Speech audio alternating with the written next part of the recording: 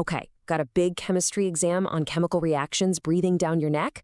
Feeling a little swamped by reactants, products, and all those crazy equations?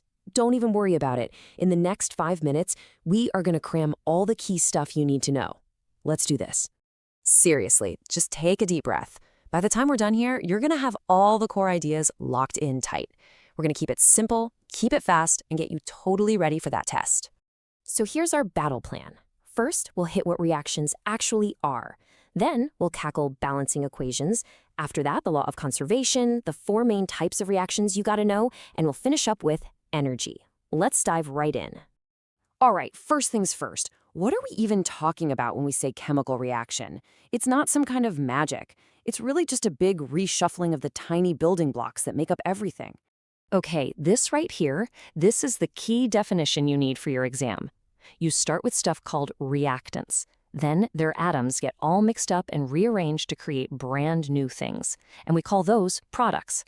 The most important word to remember here is rearrange, because you don't lose any atoms, they just find new partners. And this slide shows it perfectly. See over on the left, you've got your reactants, carbon and oxygen. Then, when they react, like in a fire, they reshuffle themselves to create the product on the right, carbon dioxide. It really is that simple. Reactants turn into products.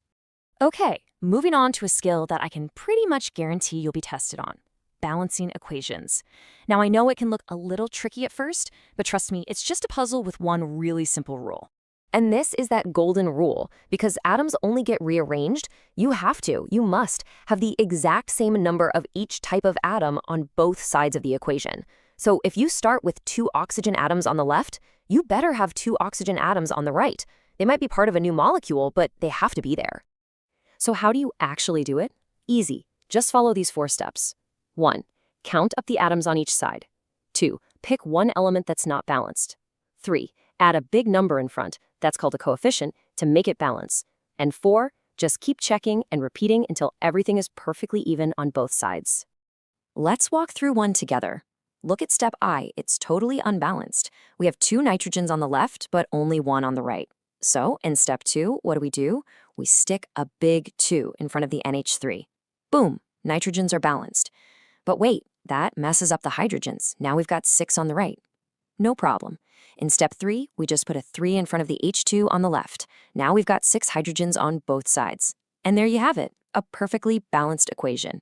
Now listen up, because this is a huge exam tip that will save you a ton of points. You can only change the big numbers in front of the molecules. Those are the coefficients.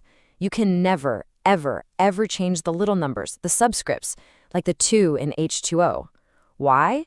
Because if you change the subscript, you're changing what the substance is, and we can't do that. So, you might be wondering, why do we even have to do all this balancing in the first place?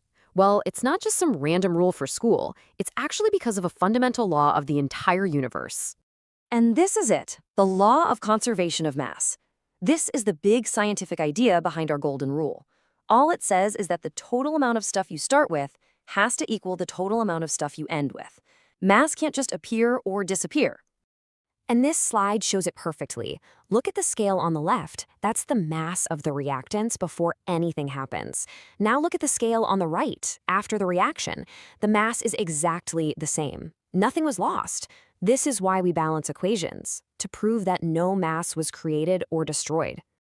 Awesome! So now you know the rules, let's look at the different kinds of games you can play. Chemists like to sort reactions into different groups to help guess what's going to happen. For your exam, you just need to know these 4 main types. This table right here is basically your ultimate cheat sheet. Think of it like this.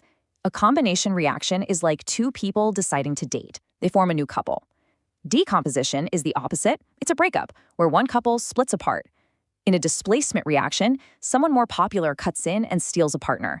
And in double displacement, it's like 2 couples meeting at a dance and deciding to swap partners. If you remember these little stories, you'll be able to spot these reactions in a second. All right, last section, you're doing great. Let's talk about energy. Every single chemical reaction in the universe either gives off energy or sucks it in. And we've got special names for both. This is a classic exam question, so pay close attention. Exothermic reactions release heat so they feel hot. Just think of a campfire. A good way to remember is exo sounds like exit, so heat is exiting the reaction. On the other hand, endothermic reactions absorb heat from everything around them, which makes them feel cold, like one of those instant cold packs for an injury. Endo sounds like into, so heat is going into the reaction. Hot out, cold in. Simple as that. So what's the big takeaway from all of this? It's that chemical reactions aren't random at all. They follow strict rules, they fit into patterns you can predict, and they are happening literally everywhere all the time. From a campfire, to the battery in your phone, to your own body digesting food, it's all chemistry. So now that you know what to look for, I'll leave you with this question. After this, what's the very first chemical reaction you're going to notice today? Maybe it's the toast you're making for breakfast, or maybe it's just the simple act of breathing. Give it some thought. Good luck on your exam. You are so ready for this. You've got it.